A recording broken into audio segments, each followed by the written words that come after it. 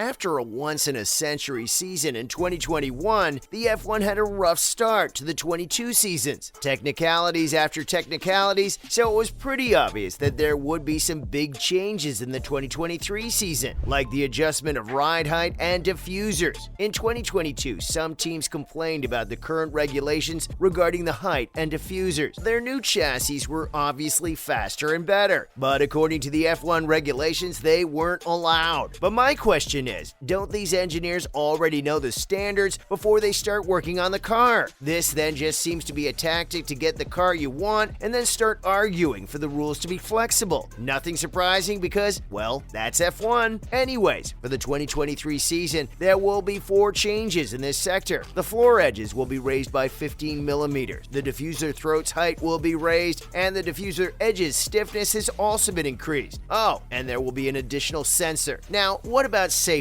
This season, the cars will have stronger roll hoops. We all remember the terrible crash at the start of the 2022 season. The British Grand Prix had just started, and before you knew it, Zhou Guanyu's Alfa Romeo was upside down and sliding on the track. God, this sport scares me. I know it's all fun, and the driving a car as fast as you can and having that adrenaline pump when cutting those corners, but these crashes are way too much. Anyways, this crash was apparently due to roll hoops in Zhou's car. So the new rule for the 2023 season is that the cars will have a rounded top on the roll hoop. What this will basically do is that it reduces the chance of you digging into the ground when in an accident. I guess that is some sort of reassurance, but nope, you'll never catch me in one of those cars.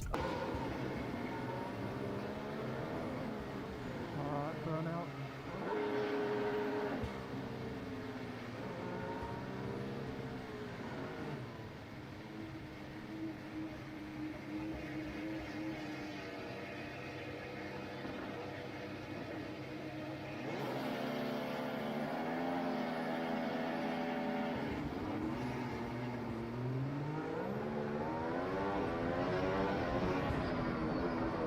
Pretty good start. Alright, turn 3.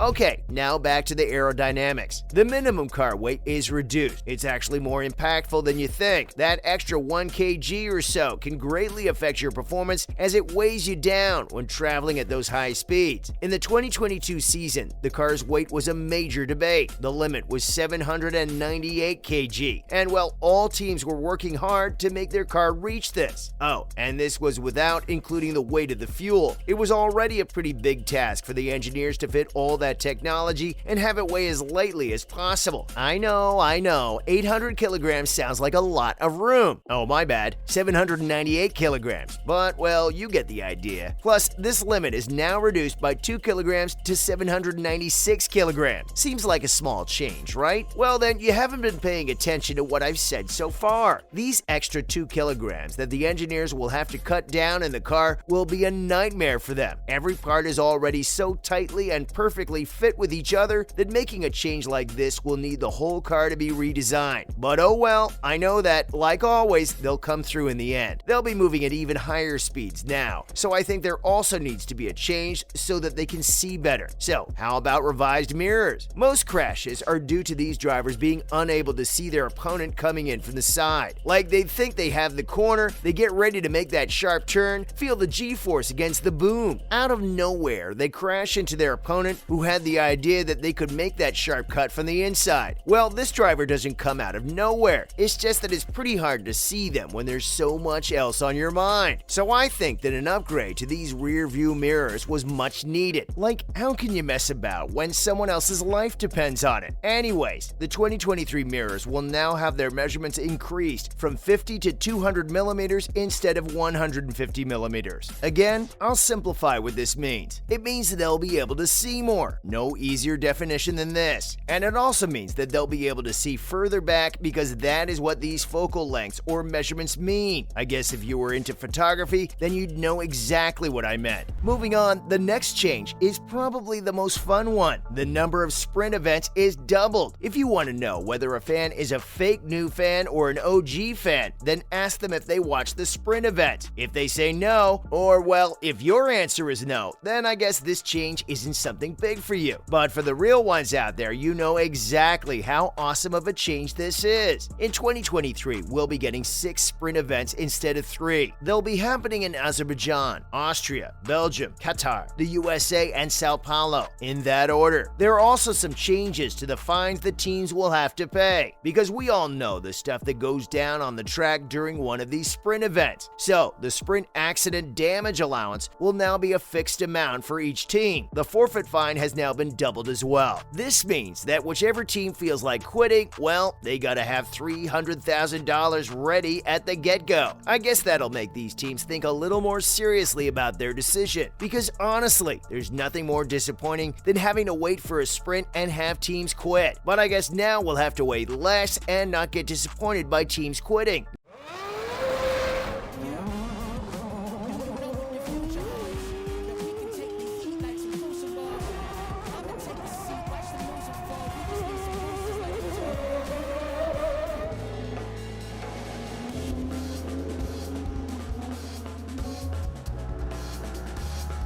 It's always exciting to see the new car and its first pull out of the garage and what lies ahead for that car over the next 23 races. Always an exciting moment for the team.